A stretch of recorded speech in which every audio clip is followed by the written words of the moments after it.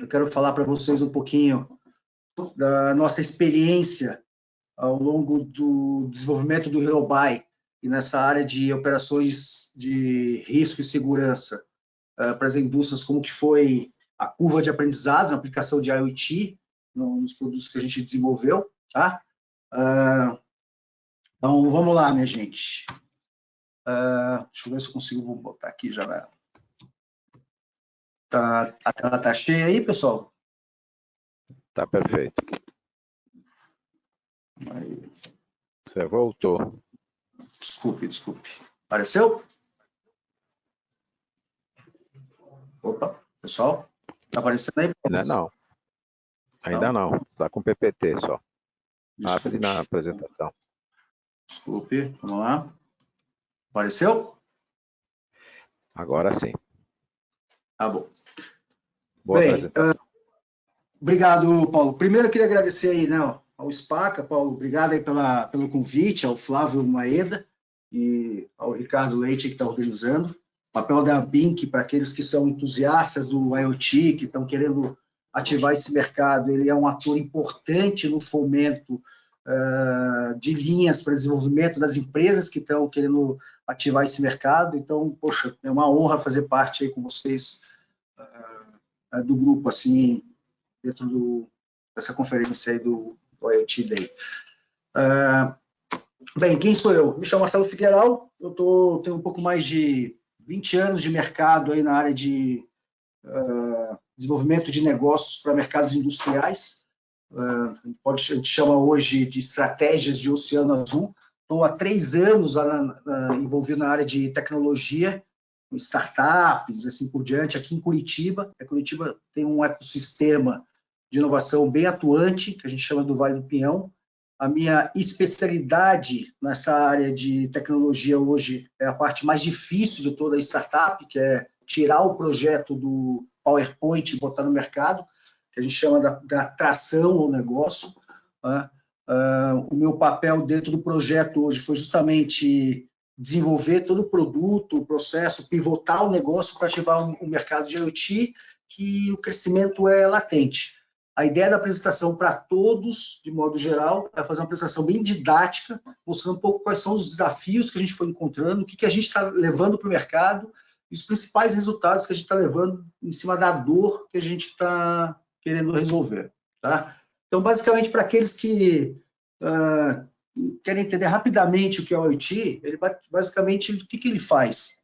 Ele conecta objetos via sensores, software, tecnologias de conexão, para gerar dados, para trocar dados entre os dispositivos. E a Suki comentou a respeito da evolução da automação e da indústria 4.0, e a visão é bem essa. Você tem um equipamento que já está automatizado, como fazer com que esse equipamento gere dados e inteligência para uma melhor performance dentro das operações. E a internet das coisas veio justamente com esse propósito de fazer essa conexão, né, transportando todos esses dados para a internet. E o principal objetivo disso é conectar esses objetos, essas coisas, com as pessoas, né, com plataformas, para que possa acompanhar de uma forma muito rápida e praticamente em real time o que está acontecendo no dia a dia do negócio, no dia a dia das interações. Bem, eu quero mostrar um pouquinho rápido sobre um potencial de mercado que eu acho que vale a pena, principalmente para os entusiastas, aqueles que estão começando nesse mercado. Quando fala em mercado de IoT, qual é a dimensão desse mercado? Né? Então, você pegar lá em 2005, a gente tinha um pouco mais de 500 milhões de produtos conectados. 5 anos depois, 2020, a gente vai ultrapassar os 50 bilhões de dispositivos que geram dados e que fazem conexão. Você tem alguns segmentos que são muito fortes para essa aderência do IoT, transporte, a área de recursos naturais, manufatura, a área de energia, como isso que citou, cidades inteligentes, que é uma coisa que está acelerando muito rápido no Brasil, e no olhar econômico, o que você consegue prever?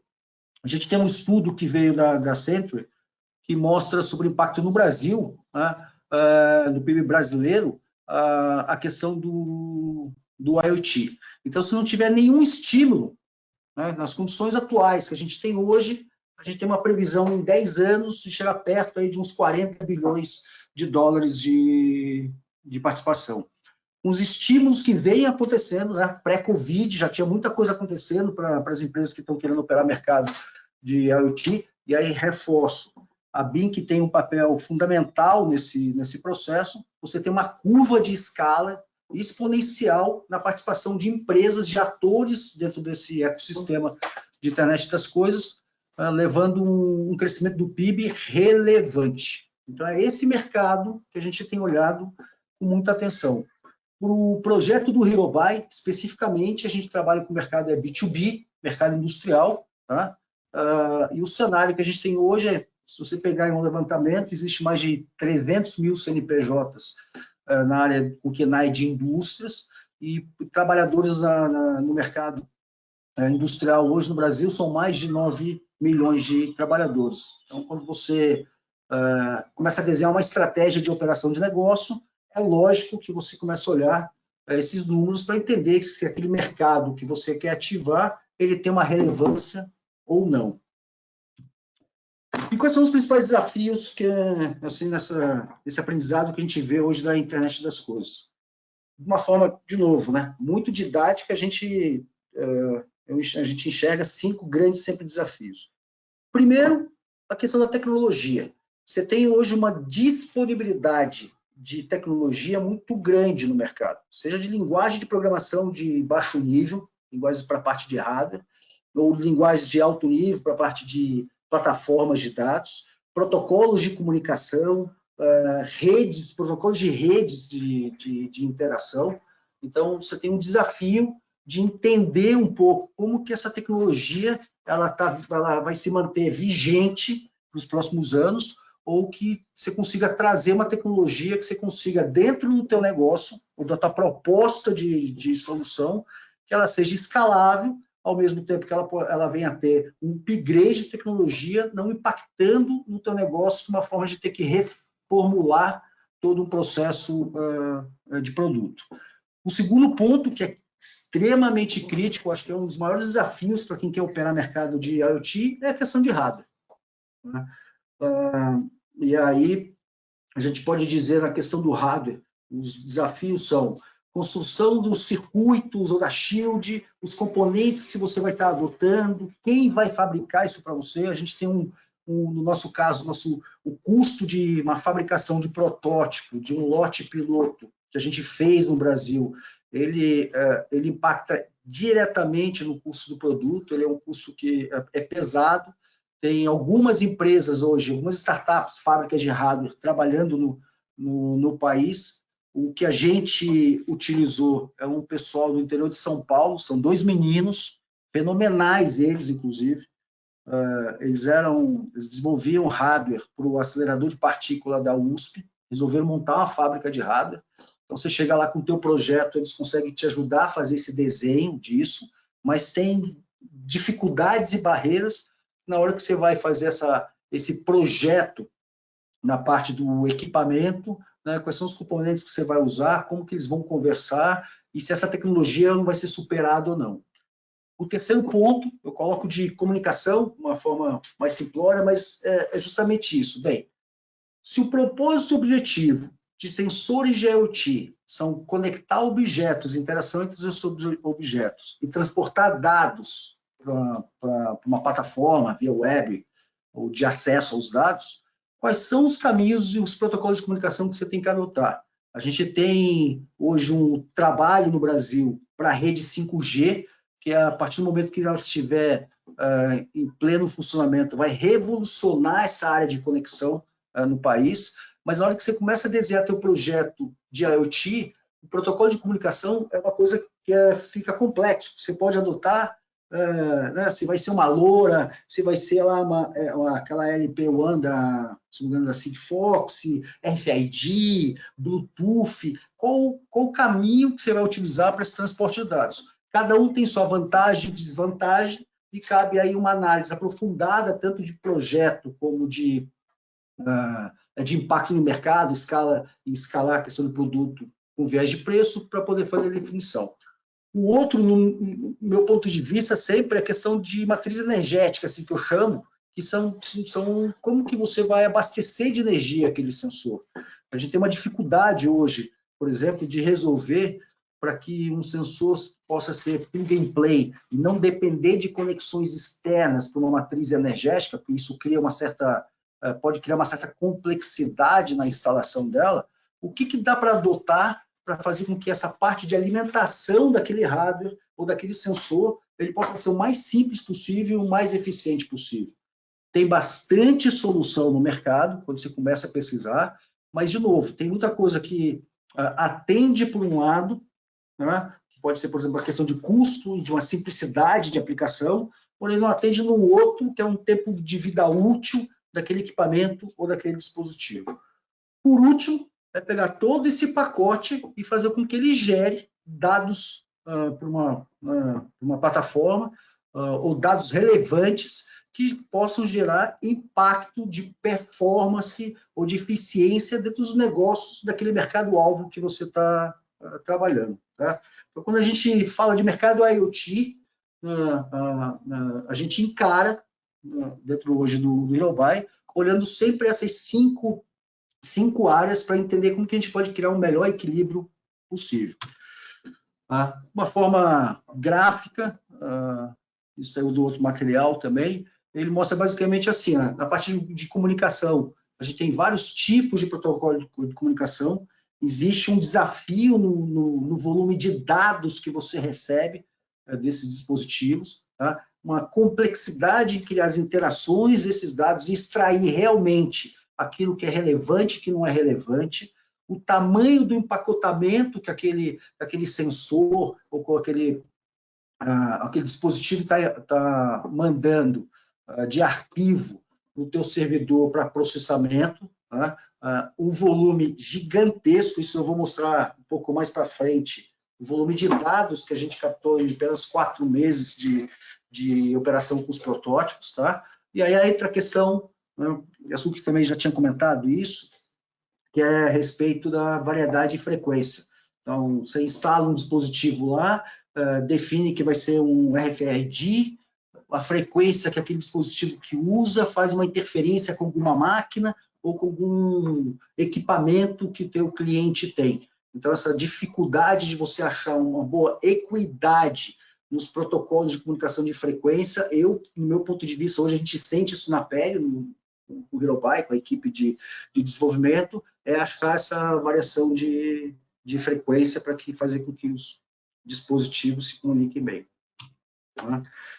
E aí, finalmente, assim, chegando um pouco assim no nossa solução, o que a gente, onde começou a história? O que a gente identificou como o principal problema para a área de segurança do trabalho? No Brasil, para quem não sabe, tá? Os impactos dos acidentes com a chamada linha amarela, o que são linhas amarelas? Pá carregadeira, retroescavadeira, empilhadeira, equipamentos, né, de linha amarela. No Brasil, ocorrem mais de 88 mil acidentes por ano, só nessa interação entre homem e máquina. São 10 acidentes por hora. Morre no país uma pessoa a cada 4 horas, ou atropelada ou esmagada por equipamento.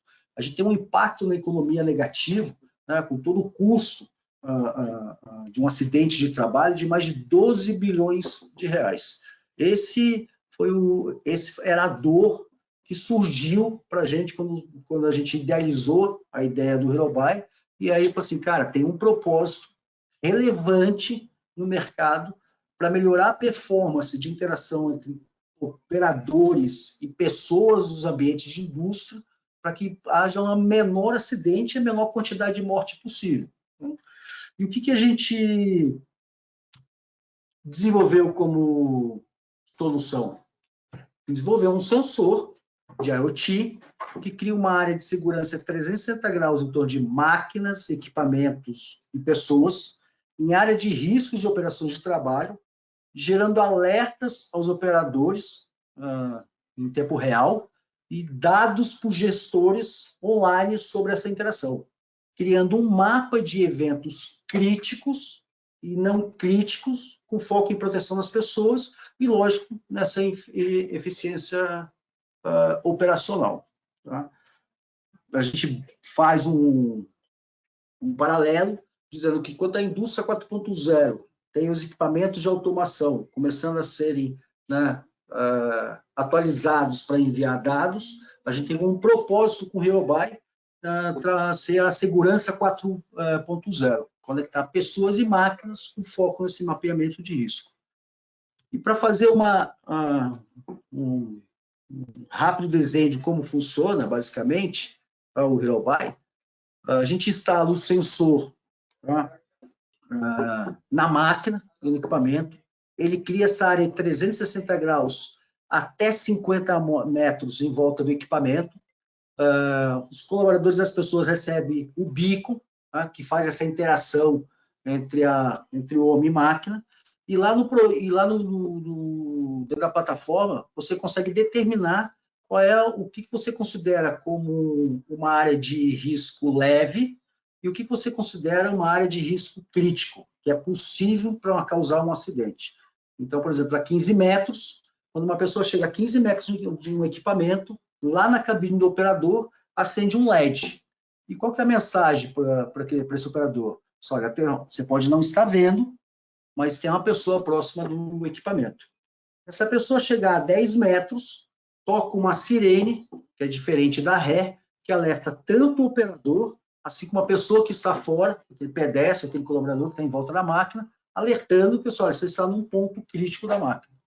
Toda vez que há um contato entre pessoa e a máquina, dentro desse raio de 50 metros, todos os dados sobem para uma plataforma e a gente consegue identificar claramente e rapidamente como que está essa interação entre homem e máquina. Tá? Então, a gente tem esse propósito de conectar as pessoas, com foco nesse acompanhamento das operações, localizando os eventos em qualquer lugar e a qualquer instante.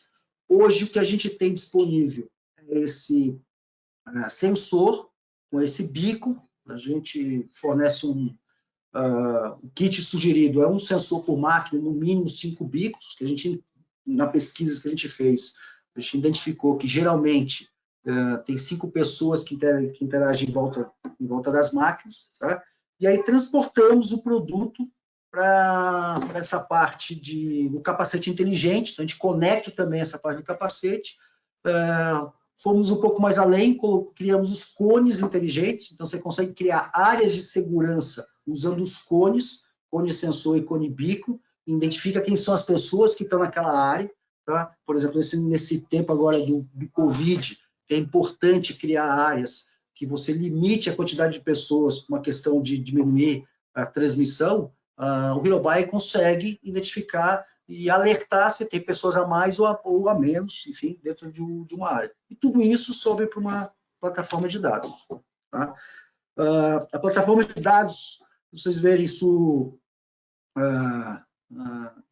ele é carregado a cada 3 minutos, o sensor está comunicando, fica mandando log para o servidor. Então, o que um gestor, um usuário hoje do Heroby vê? Ele consegue, nesse painel central, ele consegue ver a quantidade de alertas leves que está tendo, a quantidade de alertas críticos que ele tem, como que está esse aumento de alertas em relação ao mês passado, quantas pessoas estão conectadas, quantas estão off, quantas máquinas conectadas, né? Vai gerando um top 10 de alerta, então ele consegue dizer, de repente, aquele colaborador, né, numa determinada área de operação está gerando maior criticidade na operação, ele traz um histórico mensal, e aí traz alguns dados, né, que são bem interessantes, que é, por exemplo, você consegue enxergar quais são os horários críticos na tua operação, para indústrias que trabalham, por exemplo, com 3 turnos, você consegue perceber rapidamente aonde são os horários críticos, que ele pode fazer uma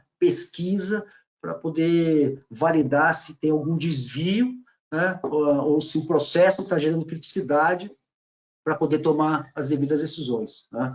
A gente carrega também alguns dados sobre treinamentos e assim por diante, porque por mais que a gente conecte pessoas a máquinas para essa interação na área de segurança, tem muito dado ali que transita que a gente consegue criar um cruzamento com inteligência para fornecer informação para aquele gestor ou para aquela operação industrial que é relevante para o negócio dele. E o foco sempre naquilo, eficiência operacional. Tá? A gente tem alguns diferenciais assim, em relação ao que a gente tem visto hoje no mercado de IoT. Essa foi a grande sacada e evolução que a gente conseguiu fazer com o time, que é, primeiro, a gente precisa de um investimento de infraestrutura e rede. Então, todo o sensor do HeroBuy, assim como o Beacon, ele não demanda eu ter que usar a rede do cliente ou ter que instalar uma infraestrutura de antena ou de replicador. Ele atende uma normativa de segurança que é a NR12, principalmente a 12.1.5, que diz que máquinas e equipamentos precisam ter sensores de segurança, tá? E a gente consegue aí com inteligência também fazer com que as interações de máquina a máquina, por exemplo, evitar colisões, elas possam se alertar entre elas para que essa área de colisão, de batidas assim por diante, possa ser rapidamente identificados. E aí, assim, para ir contar um pouquinho assim, do nosso aprendizado rapidamente, o tempo está esgotando, quais são os principais desafios que a gente teve? Na tecnologia. Na tecnologia, a gente tinha vários tipos de protocolos, redes que a gente poderia adotar com vantagem e desvantagem, mas a gente optou por usar o Bluetooth.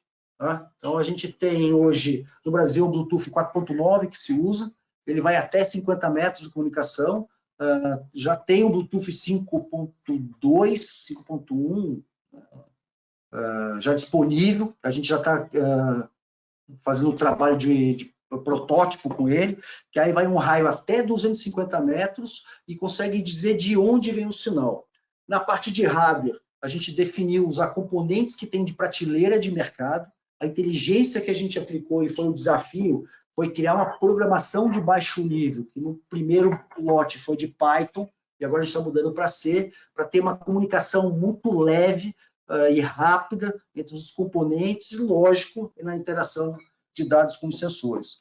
No protocolo de comunicação, a gente adotou uma solução de uma empresa nacional que usa a rede de celular, mas que vai buscar o melhor sinal possível de qualquer operadora, no perfil 2G, 3G, 4G, já está preparado para o 5G.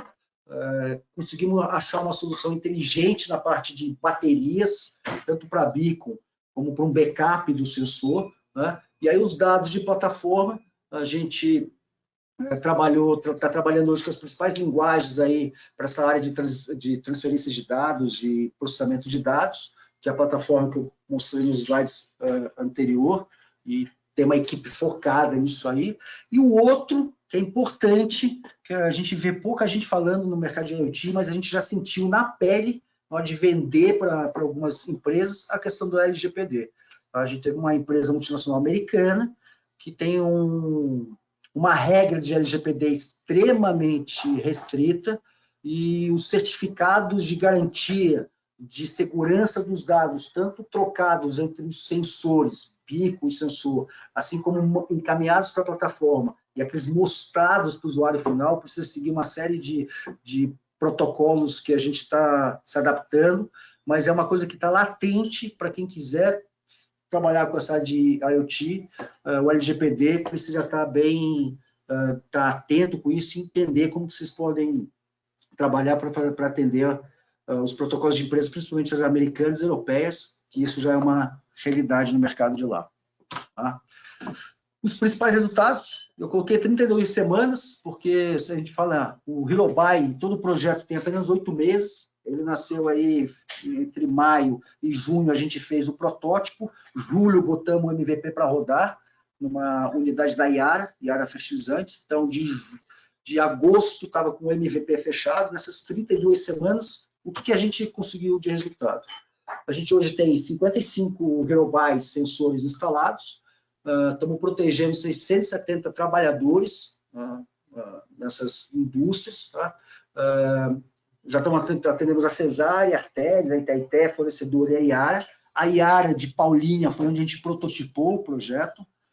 Nesses poucas mais 32 semanas, a gente já, se parasse hoje a operação, a gente já fecha aí com 700 mil de faturamento, reforça a tese que o mercado de IoT, né, e a propensão a investimento, como o Yasuki mostrou das indústrias, ela está pujante, né? Está com uma temperatura boa para a gente poder operar mercado, certo? E aí os resultados Marcelo, apurados. Oi, desculpe. Desculpa, nós temos 4 minutos. O pessoal que vai entrar agora é lá de fora. Vou acelerar, Tudo bem, continuem? Tá, vou acelerar aqui, pessoal. E então, depois assim, nós vamos poder fazer perguntas, que tem muitas perguntas para você. Tá bom. Então, beleza. Olha. Então, rapidamente, o que a gente conseguiu com o sensor que era de segurança do trabalho? A gente reduziu em 53% os chamados eventos críticos, ou seja, da pessoa chegar muito próximo da máquina, isso reduz todo o risco, né, matemático de acidente. Essa foi em 4 meses lá na Iara. Os caras ficaram super contentes com o resultado. Teve uma redução de 55% nos chamados considerados riscos leves, até 15 metros. Para ter uma ideia, em 4 meses, a gente recebeu mais de 8 milhões de log na plataforma para processar, então foi outro desafio processar isso aí, mas basicamente fez todo sentido os dados serem aplicados e mostrou que a gente estava no caminho, né, com o Oceano Azul. Eu não poderia rapidamente apresentar para todos vocês, né, que a gente não faz nada sozinho, a equipe de trabalho, então tem um cara bom que é o Scrum do negócio, que é o Alexandre, o Daniel é o cara do hardware, ele é o professor Pardal, o cara que conseguiu ter muito conhecimento dessa IoT, o Luciano, que é um cara extremamente bom para a parte de full stack e programação na parte de dados. Temos 2 pessoas fenomenais nessa área de negócio, que é o João e a Ellie, que conseguem conectar muito bem nosso propósito com o mercado. E a equipe tem a Gabi do marketing, o Everton, que cuida da nossas parte do backup de operações, e a galera, o Adriano, que vai lá instalar o HeroBuy, ele é quase praticamente plug and play, e o Luizinho, que monitora todos esses dados dentro da plataforma para fazer com que a estabilidade do sistema funcione bem. Tá? Tem alguns conselheiros que a gente embarcou, depois eu posso disponibilizar a apresentação para todos, certo? Acesse o nosso site, está aí disponível para quem quiser ver, lá tem um vídeo que explica bem como funciona, tudo. Convido a todos para que conheçam o nosso propósito aí de trabalho. E muito obrigado a todos pela participação.